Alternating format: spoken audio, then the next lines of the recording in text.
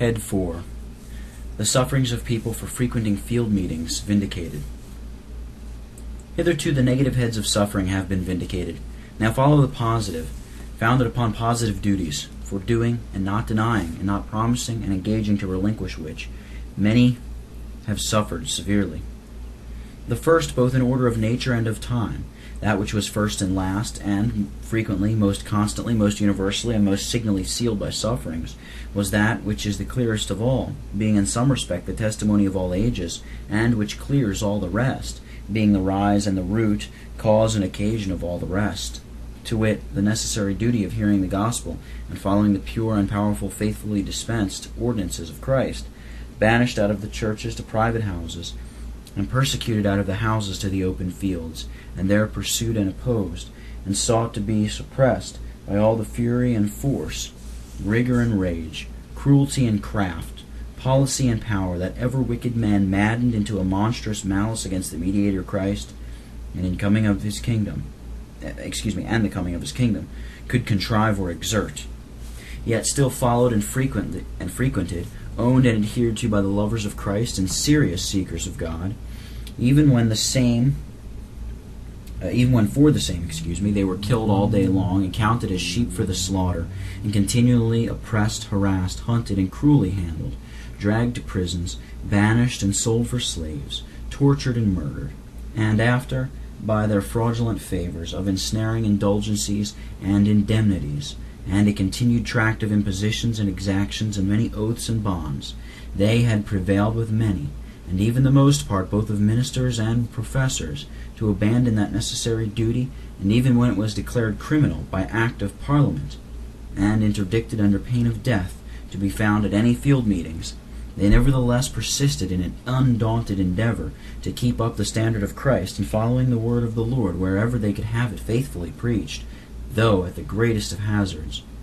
And so much the more that it was prosecuted by the rage of enemies, and the reproach of obloquies of pretended friends, that had turned their back on the testimony, and preferred their own ease and interests to the cause of Christ, and with the greater fervor that the laborers in that work were few, and like to faint under so many difficulties. What the first occasion was that constrained them to go to the fields is declared at length in the historical deduction of the testimony of the 6th period, to wit, finding themselves bound in duty to testify their adherence to and continuance in their covenanted possession, their abhorrence of abjured prelacy, and their love and zeal to keep Christ and his gospel in the land, after they had undergone and endured many hardships and hazards, oppressions and persecutions, for meeting in the houses where they were so easily entrapped, and with such difficulty could escape the hands of these cruel men. They were forced to take the fields, though with the unavoidable inconveniences of all weathers, without a shelter, yet proposing the advantages both of conveniency for meeting in great numbers, and of secrecy in the remote recesses of wild muirs and mountains, and of safety in betaking themselves to inaccessible natural strengths, safest either for flight or resistance, and withal having occasion there to give a testimony for the Reformation with greater freedom. And to this day, though many have a pretended liberty to meet in houses under the security of the man's promise, whose principle is to keep no faith to heretics, and under the shelter and shadow of an anti-Christian toleration, yet there is a poor people that are out of the compass of this favor, whom all these forementioned reasons do yet oblige to keep the fields. That is both for conveniency, secrecy, and safety. They dare not trust those who are still thirsting insatiably after their blood, nor give them such advantages as they are seeking, to prey upon them by shutting themselves within houses. And moreover, they take themselves to be called indispensably, in the present circumstances, to be as public, or more than ever, in their testimony for the preached gospel, even in the open fields. Now this would be a little cleared, and to essay the same, I would offer, first, some concessions, secondly, some postulata, or supposed grounds, thirdly, some more special considerations, which will conduce to clear the case. First, that we may more distinctly understand what is the duty here pleaded for, and what is that which these people suffer here vindicated, let these concessions be pressed. Number 1, Now under the evangelical dispensation there is no place more sacred than another, to which the worship of God is restricted, and which he hath chosen for his house and habitation, whither he will have his people to resort and attend, as under the legal and typical dispensation was ordered. There was a place where the Lord caused his name to dwell, Deuteronomy 12, verses 5 and 11. But now, quote, neither in the mountain nor at Jerusalem the Father will be worshipped, but everywhere and anywhere in spirit and in truth, unquote. John 4, verses 21, 23, and 24. The apostle wills, quote, that men pray everywhere, lifting up holy hands, without wrath and doubting, unquote. 1 Timothy 2, verse 8. We abhor, therefore, the English and Popish superstition of consecrated places, and assert that all are alike in this respect, houses or fields. Number 2. In the constitute state of the church, or wherever it can be obtained, order, decency, and convenience doth require that there be appointed places, sequestrate and appropriate for the meetings of the Lord's people, according to that general rule, quote, let all things be done decently and in order, unquote. 1 Corinthians 14, last verse. And, in that case, private conventicles set up in a schismatical competition with public churches are not allowed. But even then, private meetings for prayer and conference are necessary, lawful, and laudable. But now the church is broken by a crew of schismatic intruders who have occupied the places of public assemblies and thrust out the Lord's ministers. It is these we scar at, and not the place. Number 3. Suppose a magistrate should interdict and discharge the public place of worship and restrain from the churches, but leave all other places free to meet in. Or if he should prohibit the houses but leave freedom for the fields, or discharge the fields and give liberty in houses. In that case we would not contend for the place out of contempt, though it were duty then to witness against such a sacrilegious injury done to the church, in taking away their meeting places. Yet it were inexpedient to stickle and strive for one spot, if we might have another. Then, when only excluded out of a place, and not included or concluded and restricted to other places, nor otherwise robbed of the church's privileges, we might go to houses when shut out of churches, and go to fields when shut out of houses, and back again to houses when discharged thence. But this is not our case, for we are either interdicted of all places, or, if allowed any, it is under such confinements as are inconsistent with the freedom of the gospel. And besides, we have to do with one from whom we can take no orders to determine our meetings, nor can we acknowledge our liberty to depend on his authority or favor, which we cannot own, nor trust, nor accept of any protection from him. Neither is it the place of fields or houses that we contend for, nor is it that which he mainly opposes, but it is the freedom of the gospel faithfully preached that we are seeking to suppress. The contest betwixt him and us is the service of God in the gospel of his Son, that we profess without owning him for the liberty of its exercise. And therefore, as an enemy to the matter and object of these religious exercises, which are the eyesore of Antichrist, he prosecutes with such rage the manner and circumstances thereof. Number 4. Even in this case, when we are persecuted in one place, we flee unto another, as the Lord allows and directs, Matthew 10, verse 23. And if occasionally we find a house, either public or a church or a private dwelling house, that may be safe or convenient, or capricious of the numbers gathered, we think it indifferent to meet there or in the field. But in the present circumstances it is more for the conveniency of the people, and more congruous for the day's testimony to keep the fields in their meetings, even though it irritate the incensed enemies. Which that it may appear, secondly, I shall offer some postulata or hypothesis to be considered, or endeavor to make them good, and infer from them the necessity and expediency of field meetings at this time, in these circumstances, which consequently vindicate the sufferings that have been thereupon stated formerly, and are still continued. Number 1.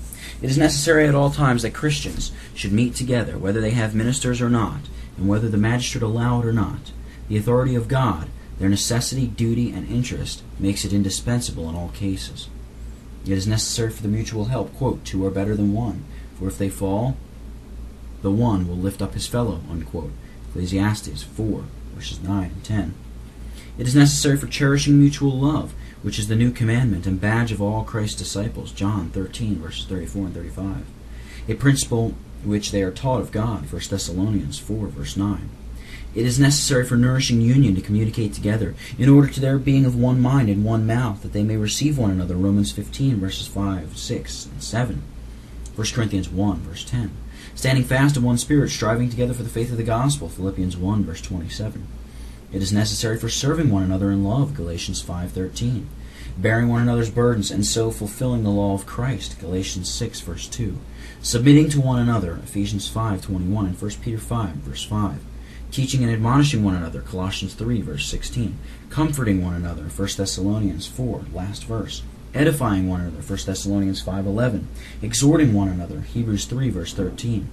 It is necessary for considering one another, and provoking unto love and to good works. And for this end they must not forsake the assembling of themselves together, as the manner of some is, for that were to sin wilfully. Hebrews 10, verse 24, 25, and 26. Must these things depend on the magistrate's allowance? Or can they be done without meeting together in private or public? The same reasons do alike conclude for the necessity of both. If there must be meetings for these ends necessary at all times, then when they cannot do it within doors, they must do it without. Number 2. There is a necessity for meeting for preaching and hearing the gospel, the enjoyment whereof hath always been the greatest design and desire of saints, who could not live without it. Therefore they love the place where the Lord's honor dwelt. Psalm 27, verse 8. This was the one thing they desired of the Lord, and that they would seek after, to behold the beauty of the Lord. Psalm 27, verse 4. For this they panted, and their soul thirsted. Psalm 42, verse 1 and 2. Without which every land is but a thirsty land, where there is no water, where they cannot see the power and glory of God, as they have seen it in the sanctuary. Psalm 63, verses 1 and 2. How amiable are his tabernacles. Quote, one day in his courts is better than 1,000 elsewhere. Unquote. Psalm 81, verses 1 and 10. No gladness to them like that of going to the house of the Lord. Psalm 122, verse 1. A Christian cannot possibly live without gospel ordinances, no more than children can want the breasts, or the poor and needy want water, when their tongue faileth for thirst.